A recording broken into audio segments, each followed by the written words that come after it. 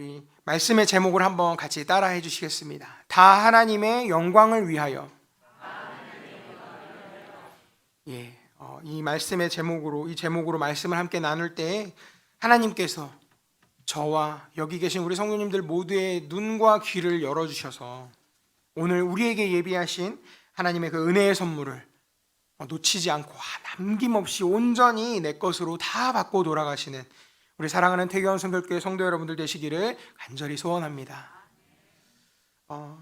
거대한 성전을 건축하는 성당, 예배당을 건축하는 그 일터에서 그 삭슬 받고 일하는 사람 세 사람을 붙잡아 놓고 똑같은 질문을 던져봤습니다. 한 사람을 딱 붙잡고서 이렇게 물어봤답니다. 여기서 왜 일하시나요? 라고 이렇게 물었더니 이 사람이 이렇게 얘기를 합니다. 죽지 못해서 일해요. 라고 이렇게 얘기를 하더랍니다. 그래서 또 다른 사람을 이렇게 붙잡아 놓고 여기서 왜 일하세요? 라고 이렇게 물었더니 또 이 사람은 이렇게 얘기하더랍니다. 딸린 가족들이 있는데 이 가족들 먹여 살리려고 지금 이렇게 열심히 일하고 있어요. 그래서 또 다른 한 사람을 또 붙잡고 이렇게 물어봤습니다. 여기서 왜 일하고 계세요? 라고 했더니 이 사람이 이렇게 얘기를 하더랍니다. 하나님의 영광을 위해서 저는 지금 일하고 있습니다. 라고 이렇게 이야기하더랍니다. 첫 번째 사람, 죽지 못해 일한다라고 말하는 사람은 비관론자일 것입니다. 살아있으니까 그냥 이 세상에 좀 표현이 좋지 않은 표현이라고 저는 생각합니다만 태어난 김에 사는 것 같은 그런 사람인 거죠. 그냥 태어나져 있으니까 그냥 살아가는, 어떻게 보면 목적이 없어 보이는, 그래서 그런 사람들을 보고 우리는 비관적인 사람이라고 얘기를 합니다. 되게 비관적이다라고 얘기하겠죠. 이런 생각을 가진 사람이 주변에 있다면 말입니다. 두 번째 사람은 우리 일상에서 좀 흔히 볼 수 있는 되게 가정적이고 책임감 있는 그런 가장의 모습. 그래서 또 어떻게 보면 비관론이라고 할 수는 없고 또 그렇다고 낙관적이라고는 할 수 없는 좀 책임감이 넘치는 그런 가장이겠구나라고 생각을 할 수 있죠. 세 번째 사람은 낙관론자입니다. 무엇을 위해서 내가 지금 여기서 일하고 있는지 그 일의 목적을 분명하게 알고 있고요. 그 뚜렷한 목적이 바로 무엇인가 하면 하나님의 영광을 위해서 일하는 것이다라는 목적이 있을 뿐만 아니라 바른 목적까지 가지고 있는 사람인 것입니다. 우리가 오늘 함께 말씀 읽은 곳, 우리 고린도전서 10장 31절에 이렇게 나와 있는데요. 우리 31절 말씀 같이 함께 한 목소리로 읽겠습니다. 시작. 그런즉 너희가 먹든지 마시든지 무엇을 하든지 다 하나님의 영광을 위하여 하라. 아멘. 먹는 것, 마시는 것, 그리고 그 외에 그 다른 어떤 것이든지 간에 다 무엇을 위해서요? 하나님의 영광을 위해서 하라라고 이야기하고 있습니다. 그리고 이 앞에 고린도전서 6장 20절에 또 이렇게 이야기합니다. 같이 함께 읽습니다. 시작. 값으로 산 것이 되었으니 그런즉 너희 몸으로 하나님께 영광을 돌리라. 아멘. 몸으로 하나님께 영광을 돌려라 라고 또 이야기하고 있죠. 여러분, 하나님의 뜻에 꼭 맞는 사람이 되는 비결을 아시나요? 뜻에 꼭 맞게 사는 사람의 비결이 있더라고요. 그 비결이 무엇이냐면 바로 이것입니다. 뭐냐면 위하여를 잘하는 사람이라고 합니다. 잔을 높이 들고 위하여 이것이 아니고요. 하나님의 영광을 위하여 사는 사람, 그것이 바로 하나님의 뜻에 꼭 맞는 사람이 되는 비결이라고 그렇게 이야기합니다. 존재론적으로 봤을 때 무엇인가가 있는 이유, 있어야 되는 그 이유를 말할 때 존재론적으로 이렇게 이야기한다 말하는데, 존재론적으로 봤을 때 인간이 존재하는 목적, 사람은 왜 있는가 라고 할 때 그 목적은 하나님을 즐거워하면서 하나님께 영광 돌리는 것에 그 존재의 목적이 있다고 말합니다. 사람의 목적이 시집가고 장가가는 데 있는 것이 아니고요, 자식 낳고 기르는 것에 그 목적이 있는 게 아닙니다. 돈 벌고 출세해서 즐거워하는 데 있는 것도 아닙니다. 오직 하나님께 영광을 돌리는 것이 삶의 목적인 것입니다. 이전에 사역했던 교회에서 제가 찬양팀을만 전담해서 담당했던 적이 있었습니다. 근데 이 찬양팀 담당하던 시기에 찬양팀 멤버들이 제게 찾아왔어요. 이렇게 묻더라고요. 제가 전도사 시절이었는데, 전도사님, 우리 찬양팀 안에 뭔가 우리 찬양팀이 서는 목적을 좀 분명히 했으면 좋겠어요. 그래서 사명 선언문 같은 거 이런 거 좀 하나 만들었으면 좋겠습니다. 우리가 이렇게 서는 이유와 목적을 좀 분명히 해서 찬양팀이 서는 이유를 분명하게 세우고 싶습니다. 그래서 정말 오랫동안 기도하고 또 함께 모여서 이렇게 기도하면서 준비한 끝에 사명 선언문을 만들어냈어요. 그 첫 마디가 무엇이었냐면 바로 이것입니다. 하나님을 사랑하며 그를 예배하기 즐거워하는 사람들. 이것을 첫 목적으로 딱 1번으로 정한 겁니다. 우리는 이런 사람들이다. 하나님을 사랑하는 사람들이고, 근데 사랑하기만 하는 것이 아니라 하나님 예배하는 거, 하나님 찬양하는 걸 우리는 즐거워하는 사람들이라고 목적을 딱 정해버린 거예요. 딱 정해놓고 나니까 그렇게 스스로 우리들끼리 모여서 그것을 읽고 결단을 했습니다. 우린 이렇게 살겠다. 우리 찬양팀은 이렇게 살겠습니다라고 딱 결단했는데 그 이후부터 그 찬양팀 안에 놀라운 일들이 일어나기 시작했어요. 찬양하는 고백들마다 힘이 생기기 시작합니다. 능력이 생기고 역사가 일어나는 것들을 경험하게 되는 거예요. 그 찬양의 노래 가사 속에, 찬양하는 고백의 그 현장 속에 살아 역사하신 하나님의 역사가 정말 뜨겁게 막 살아 역동하듯이 역사하신 하나님의 역사를 경험하기 시작한 것입니다. 그리고 우리 서로 다 하나님 사랑하고 하나님 예배하기를 즐겨하는 사람들이니까 서로를 귀하게 여기고 사랑해야지 하면서 서로 간에 이렇게 아끼고 사랑하는 마음들이 생겨나기 시작했어요.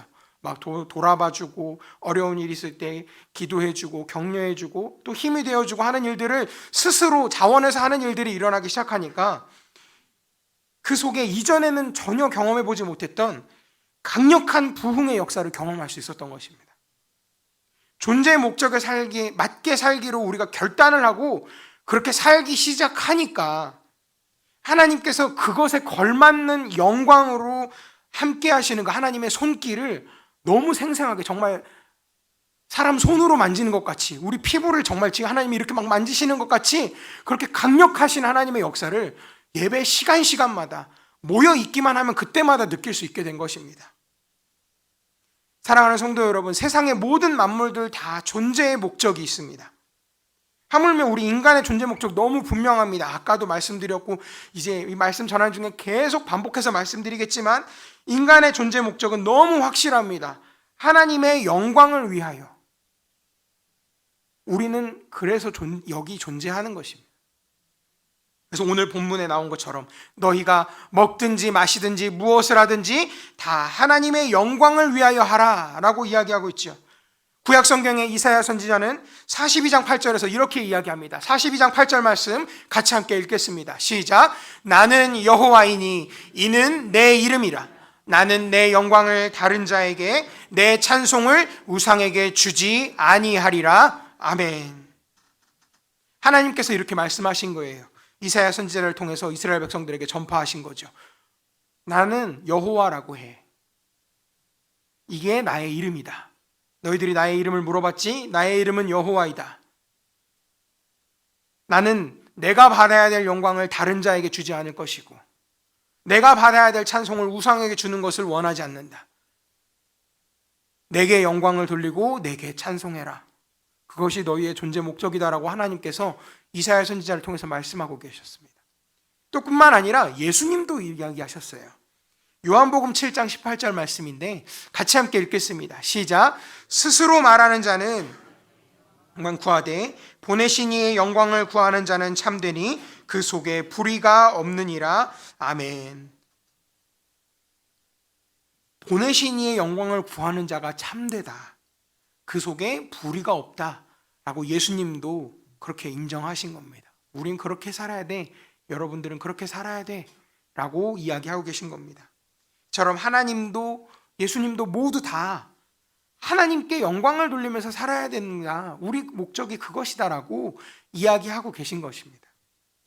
이 정도면 이제 우리 인생의 목적은 하나님께 영광 돌리는 것이구나. 우리를 만들어 놓으신 하나님이 그렇게 말씀하셨으니까, 만든 이유가 그것이니까, 존재하는 이유가 그것이니까, 그래요.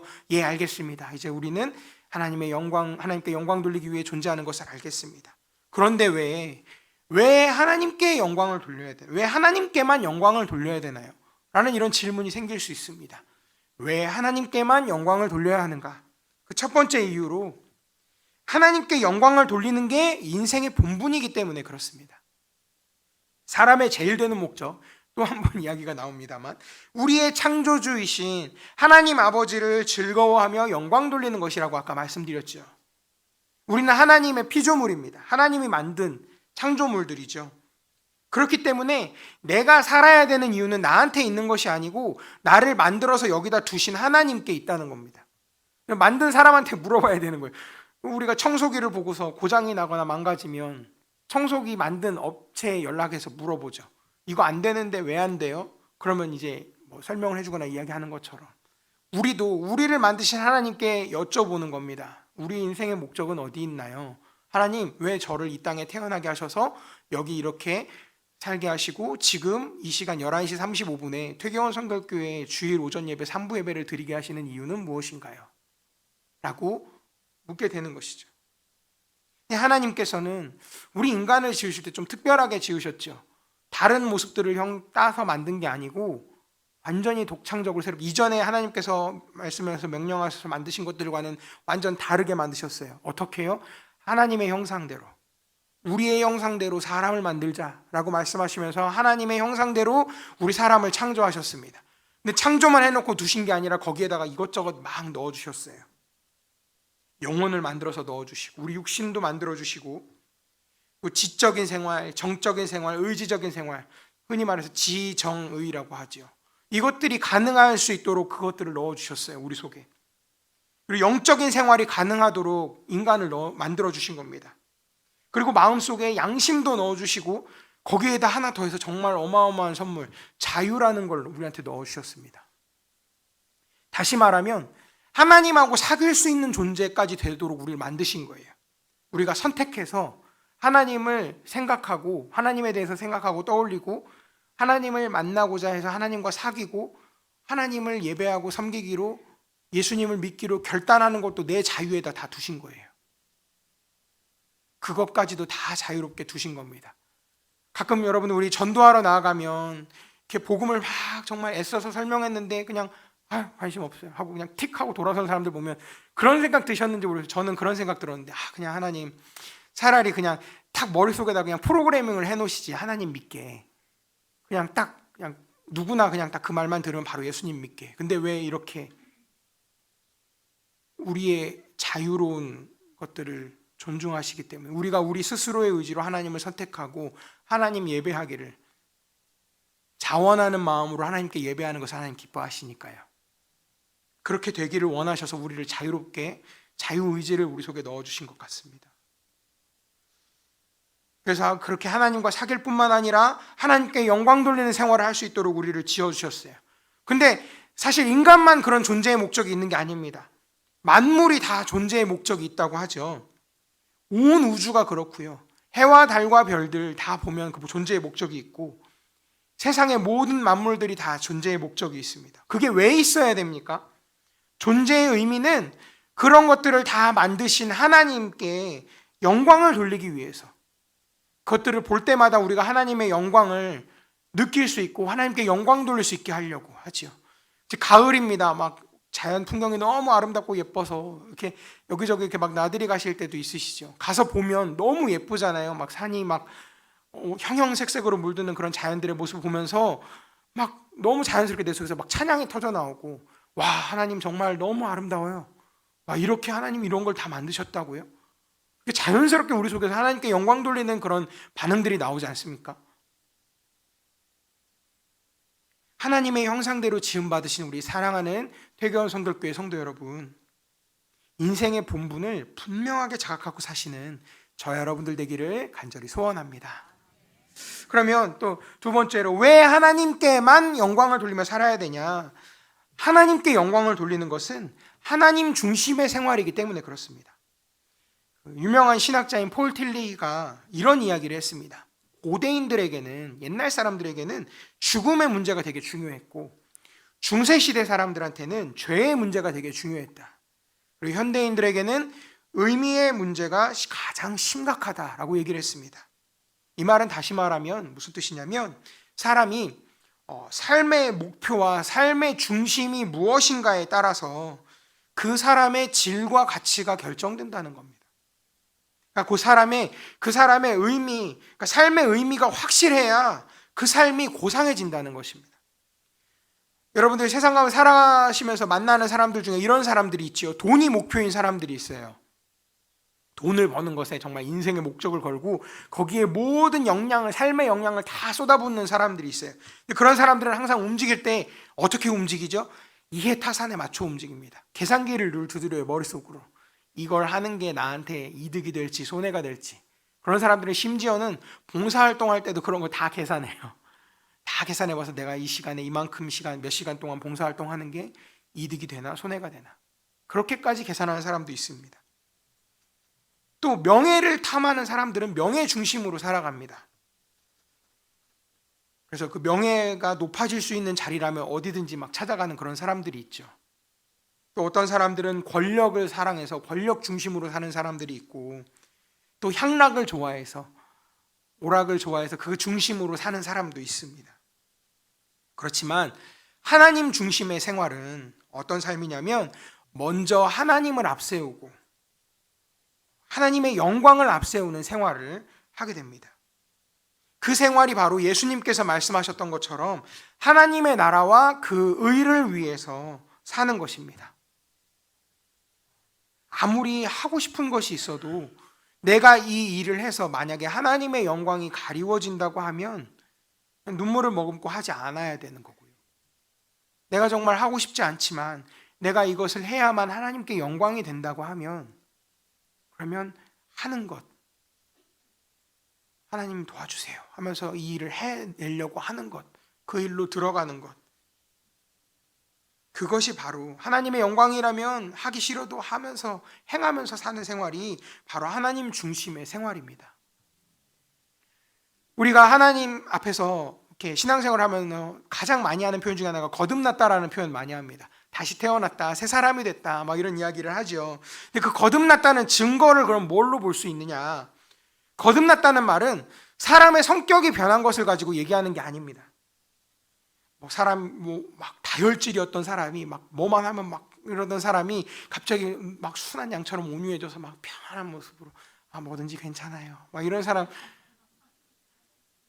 그렇다고 해서 그게 거듭난 하나의 그 증거 중에 하나가 될 수는 있지만 그것만 갖고는 거듭났다고 말할 수가 없는 거예요. 또 능력의 변화를 말하는 것도 아닙니다. 막 말을 못해, 어떤 특정한 언어를 못했는데 갑자기 어떤 말을 잘하게 됐어요. 그래서 야, 이 사람 거듭나서 새롭게 태어났네. 한 가지 증거일 수는 있겠지만 그것만 갖고는 거듭났다고 말할 수 없는 겁니다. 근본적으로 거듭났다는 건 무엇을 말하냐면 자기 중심의 생활이 하나님 중심의 생활로 바뀐 것을 말하는 겁니다. 내가 비록 성격이 예전에도 불같았고 지금도 불같지만 살아가면서 사는 그 생활의 방식이 내 맘대로 살다가 내가 좋아하는 대로 살다가 하나님 좋아하는 게 뭔지 생각하면서 사는 그런 불같은 사람이라면 그 사람 거듭난 사람인 거죠. 지금도 이 일을 못하고 예전에도 이 일 못하고 지금도 이 일 못하지만 그래도 하나님 중심으로 사는 사람이라면 그 사람은 거듭난 사람이라는 것입니다. 하나님의 영광을 위하여 사는 사람이 진짜 거듭난 사람인 것입니다. 우리가 하나님을 중심에서 산다는 말, 이것을 좀 구체적으로 표현하면 교회 중심의 생활을 말하는 겁니다. 하나님 중심의 삶을 살면 먼저 내 자신의 질서와 안정을 찾게 됩니다. 우리 마음속에 예수님이 중심에 들어오시게 되면 삶의 모든 문제들이 다 하나님 앞에서 질서정연하게 조화를 이루면서 해결되어지는 것들을 경험하게 되지요. 그리고 모든 성도들이 하나님 중심에서 사는 그런 하나님 중심의 신앙생활을 하게 될 때에 교회도 안정되고 질서를 찾게 됩니다. 하나님을 중심에서 사는 사람들이 모인 교회가 참 아름다운 교회인 것입니다. 바라기는 우리 퇴교원 성결교회가 이런 아름다운 교회 되기를 간절히 소원합니다. 그런데 이렇게 말씀하시는 분이 있을 것 같아요. 아니, 사람이 어떻게 다 똑같이 하나가 돼요? 다 로봇인가요? 똑같이 하나 될 수 있나요? 다 다른데, 나이도 다르고 고향도 다르고 살아온 환경도 다 다른데 어떻게 똑같이 하나가 될 수 있어요? 라고 물으실 수도 있습니다. 그래서 막 사람이 다 자기 중심대로 그렇게 막 살면 통일과 화평이 있을 수가 없어요. 그렇지만 모든 사람이 그 속에 내가 하나님을 중심으로 해서 살아야겠다라는 하나님 중심으로 삶의 구조를 바꿔버리면 대조적이었던 것들, 아까 말씀드렸던 나이, 살아온 환경, 성격 이런 것들이 어떻게 되냐면요, 그 대조적인 것들이 정말 신기하게 하나로 합쳐지는 것들을 경험하게 됩니다. 다른 조각들이 다 모여져서 하나로 합쳐지는 거예요. 이 협조의 묘가 생겨나는 겁니다. 다른 것들이 모여져서 하나가 되는 신기한 그 통일의 역사를 우리가 경험하게 되는 거예요. 마치 아까도 우리 찬양대에서 정말 은혜로운 찬양 함께 해주셨는데 각자 다른 소리를 내거든요. 파트별로, 그리고 또 개인별로 또 다른 소리를 내게 되는 경우가 있습니다. 다 다른 소리라서 그냥 들어보면 이게 무슨 소린가 하지만 지휘자의 손길에 맞춰서, 그리고 서로가 눈과 눈을 마주치면서 어떻게 불러야 될지를 합쳐질 때 서로 다른 그 소리들이 웅장한 코러스가 되고 화음이 돼서 하나의 소리로 선포되는 것들, 우린 너무 매주 경험하시잖아요. 이 은혜로운 찬양대의 찬양을 통해서 매주 우리는 그것들을 바라보고 경험하고 있습니다. 다른 것들이 하나로 합쳐지는 그 놀라운 합쳐지는 역사를 사실 우리는 매주 보고 있어요. 서로 다르지만 하나님 안에서 하나됨을 기꺼이 받아들일 때 바로 거기에 진정한 인간의 삶의 기쁨이 있고 교회의 참 부흥이 있을 것을 저는 믿습니다. 세 번째로, 하나님의 영광을 위하여 사는 생활이 진짜 참된 행복이 있기 때문에 그렇습니다. 구약의 솔로몬 왕을 잘 아시죠? 지혜와 지식의 끝을 겨누었던 사람, 그보다 더 지혜로운 사람이 없었고 더 지식이 많은 사람이 없었고 그보다 더 부유한 사람이 없었다라고 말할 만큼 지혜와 지식과 권세가 많았던 사람인데, 이 모든 걸 다 경험했던 이 솔로몬이 전도서에서 우리의 생각과 조금 다른 이야기를 하고 있습니다. 전도서 1장 17절 말씀인데요, 우리 1장 17절 말씀 화면 보시고 같이 함께 읽겠습니다. 시작.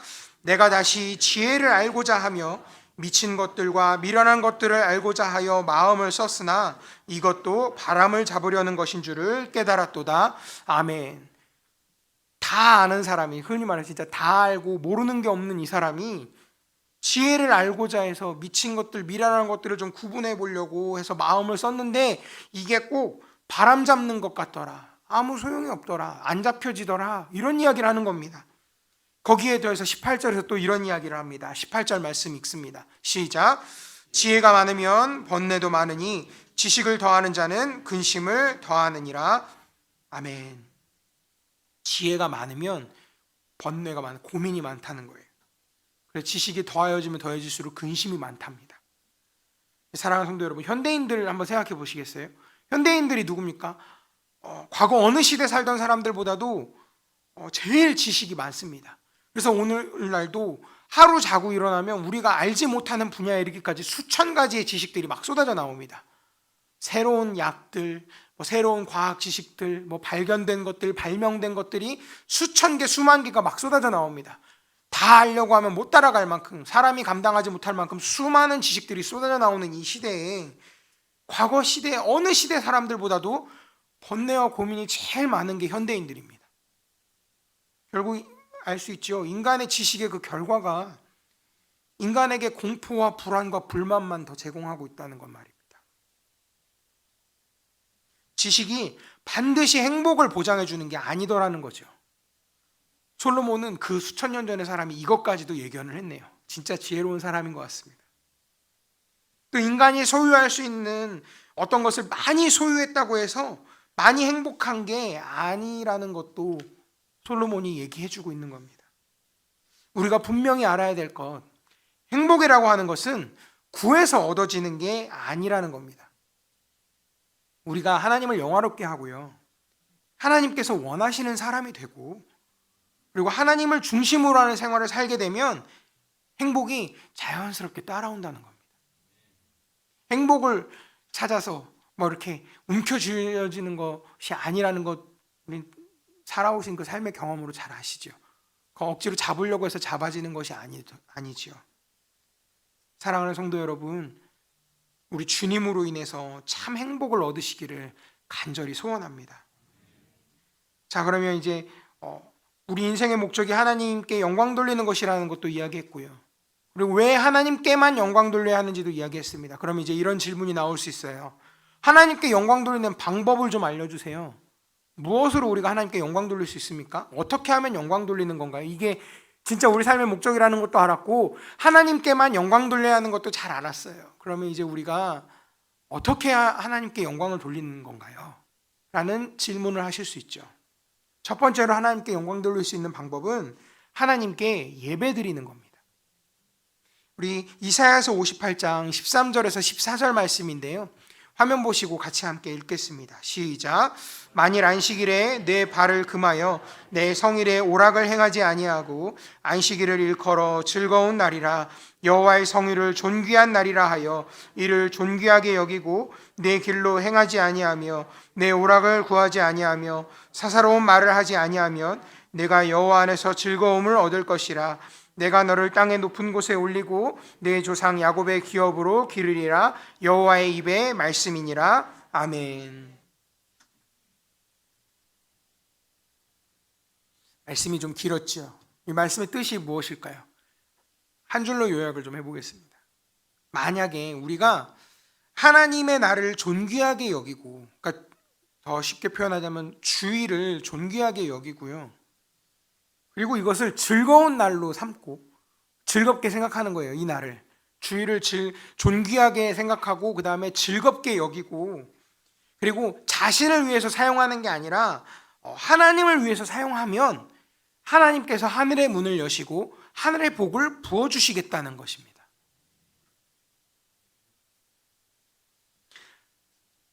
사랑하는 성도 여러분, 성도들이 언제 타락하는지 아시나요? 육신의 즐거움을 위해서 주의를 범하고 교회 출석을 게을리할 때가 타락의 시작입니다. 주의를 잘 지키시는 것이 하나님께 영광 돌리는 것뿐만 아니라 하나님께서 지금 말씀대로 약속하신 대로 하늘의 문을 여시고 복을 부어주시는 길이라는 것입니다. 바라기는 우리 성도 여러분, 그리고 우리 지금 영상으로도 많은 분들 예배 드리실 텐데 우리 영상으로 예배 드리시는 분들도 이제 성전에 나오셔서 함께 예배하면 좋겠습니다. 하나님께서 부어주실 복을 놓치지 않고 다 받아 누리면 좋겠어요. 우리 성도님들 모두가 말입니다. 그래서 이 복된 예배의 자리를 놓치지 마시고 귀한 축복을 온전히 받아 누리시는 저와 여러분 되기를 간절히 소원합니다. 두 번째로 하나님께 영광 돌리는 길이 무엇인가? 둘째는 하나님께 찬양 드리는 것입니다. 히브리서 13장 15절에 찬송이 입술의 열매라고 이야기했습니다. 그리고 하나님은 이스라엘의 찬송 중에 거하시는 분이라고 이야기하고 있어요.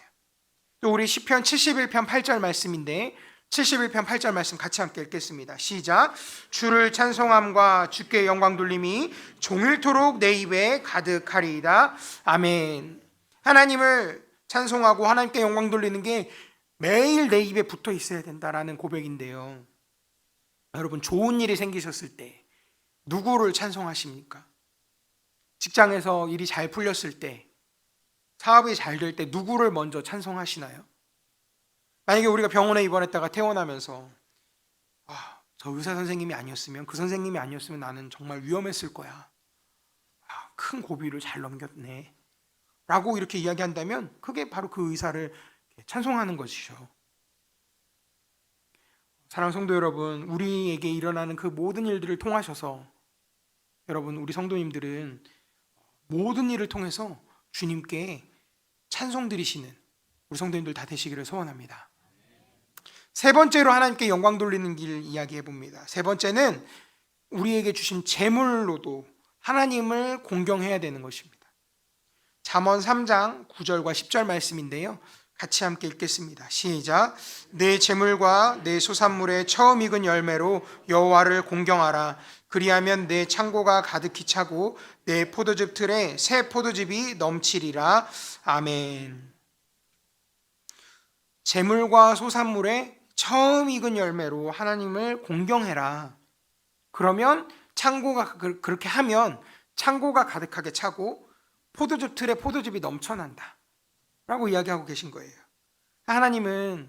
하나님께서 우리에게 주신 것들, 그것을 우리 자신만을 위해서 다 써버리는 것을 원하지 않으십니다.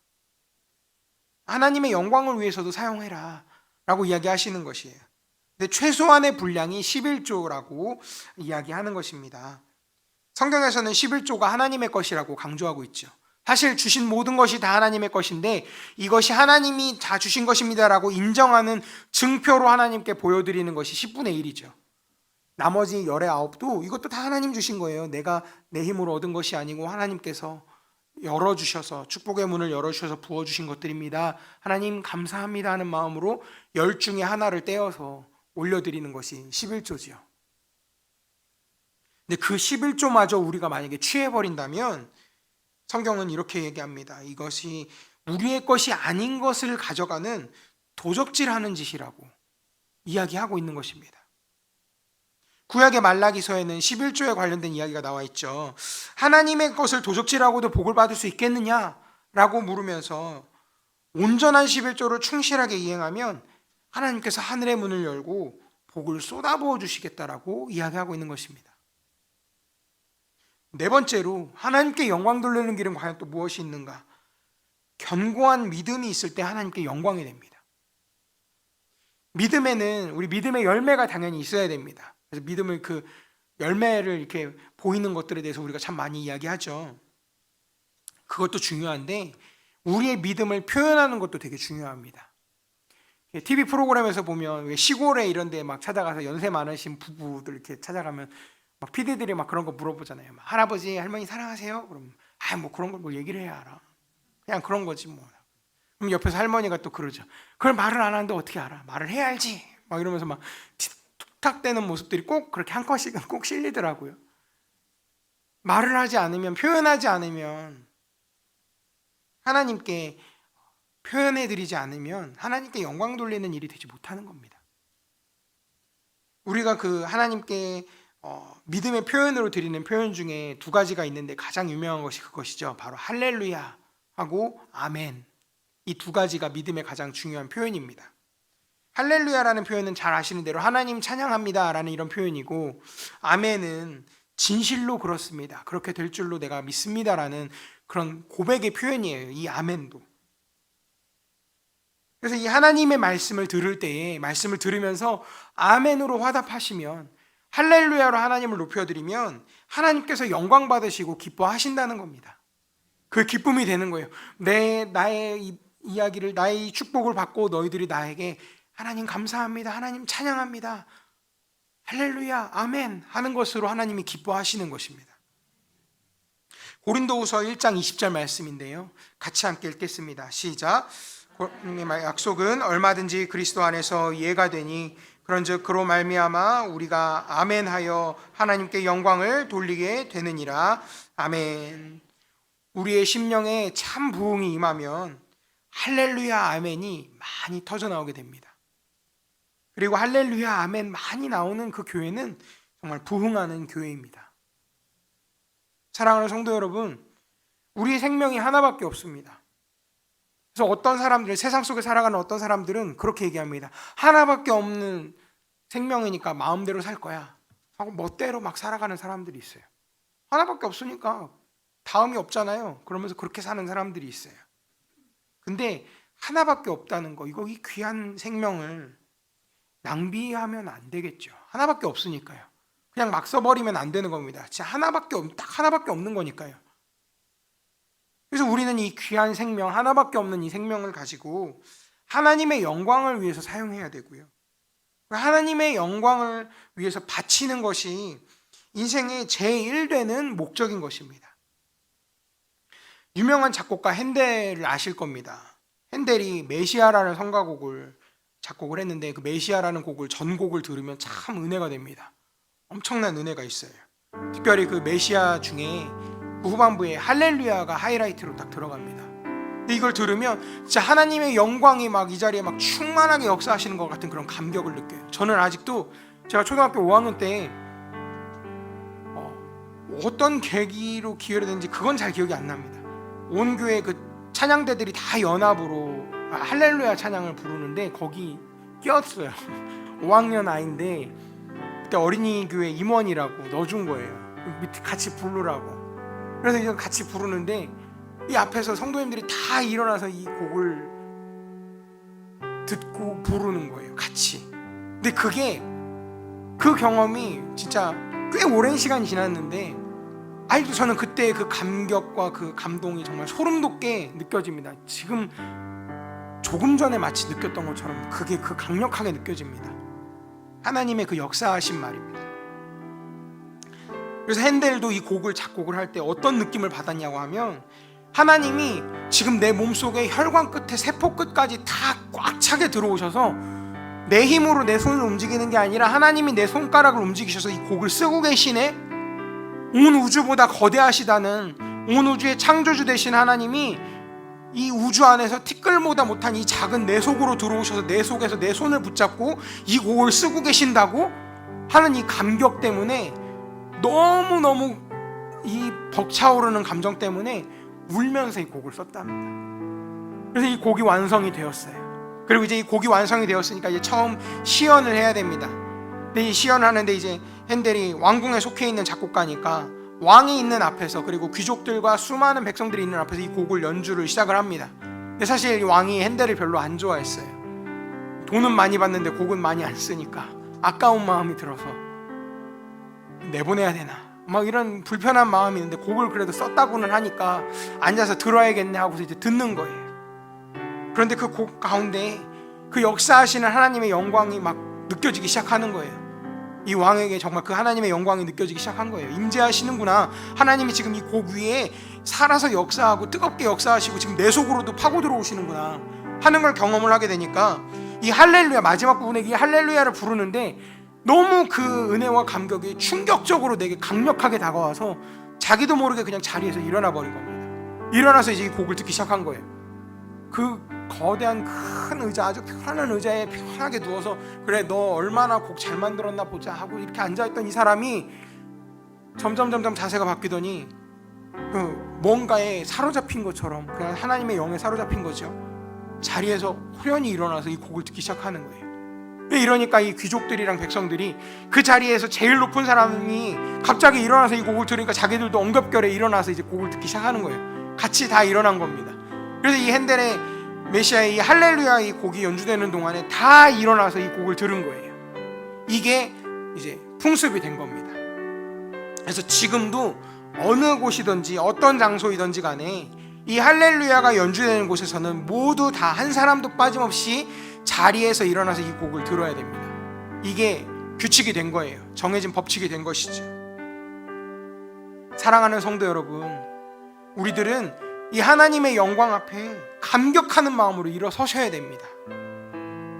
남녀노소 빈부 귀천을 막론하고 누구든지 하나님의 영광 앞에서 그 영광의 감격 앞에 일어서야 되는 겁니다.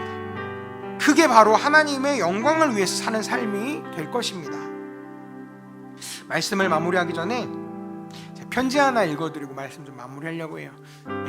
다임 목사님이 아침에 편지를 보내셨더라고요.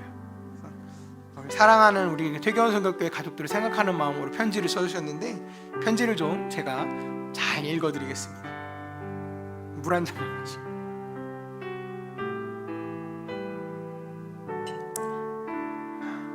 사랑하는 우리 가족들에게 하고 하트를 보내셨어요. 안식주간 첫 주일을 병원에서 보내면서 모든 것이 주의 은혜임을 다시 한번 고백하게 됩니다. 치료와 충전을 위해 안식주간을 결정하게 되었는데 잘 이해해주고 기도해 주셔서 감사드립니다. 수술도 잘 되었고 저녁까지는 통증 때문에 좀 힘들었지만 밤늦은 시간부터는 참을 만한 통증으로 바뀌어서 우리 가족들의 기도 덕분이구나 하고 감사했습니다. 어딜 가나 주의 은혜라고 해야 할 것 같은데요, 한 번도 만난 적 없는 수간호사가 전도지와 현수막에서 목사님을 많이 배웠다며 우리 동네 목사님 오셨다고 환영을 해줘서 모든 간호사들의 환대를 받고 있습니다. 또 제 수술을 집도한 의사도 도시성을 가진 도용호 교수님이라 병원 직원들도 모두 저를 관계자 대하듯 관심 있게 대해줍니다. 이 정도면 전도하는 교회에게 주시는 하나님의 특급 대우라고 할 수 있겠죠. 사랑하는 가족 여러분, 이번 달은 가장 소중하고 사랑하는 사람에게 최고의 선물이신 예수님을 소개하는 달입니다. 앞으로 한 달간 사랑과 선행으로 섬기는 칭찬받는 그리스도인들이 되시기를 축복합니다. 성전에서 예배할 우리 가족 한 사람 한 사람을 떠올리니 눈물이 고이네요. 가족 여러분, 늘 승리하시기를 기도하고 있습니다. 사슴처럼 뛰어다니는 우리 가족들을 예수님과 함께 응원합니다. 건강한 모습으로 뵙겠습니다. 늘 사랑하고 축복합니다. 마지막 하트. 10월 8일 도강록 목사 드림. 목사님 말씀하신 것처럼 이제 우리는 소중한 사람에게 행복을 전하는 행복 드림을 우리가 이제 준비하고 앞두고 있어요. 네, 아까 말씀 앞부분에서 말씀드렸던 것처럼 하나님을 사랑하면서 그를 예배하기 즐거워하는 사람들이 되겠다고 찬양팀이 결단하니까 그 속에 놀라운 역사가 일어나는 것들 말씀드렸었죠. 존재 목적에 맞게 살기로 결단하니까 그에 걸맞는 영광으로 함께 하시는 하나님의 손길을 경험할 수 있었던 것입니다. 근데 이 고백이 이제 우리 고백이 되기를 소원합니다. 하나님, 내가 이제 하나님께 영광 돌리는 삶을 살길 원합니다.